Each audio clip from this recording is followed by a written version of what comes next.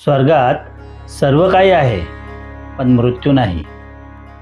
गीतेमध्ये सर्व काही आहे पण खोटं नाही. जगामध्ये सर्व काही आहे पण समाधान नाही. आणि आज माणसामध्ये सर्व काही आहे परंतु धीर नाही. जीवनाच्या प्रवासात सर्व काही शिकलो.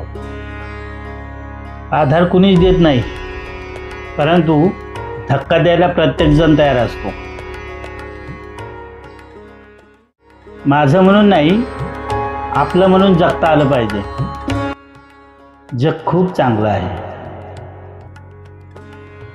फक्त चांगलं वागता आलं पाहिजे.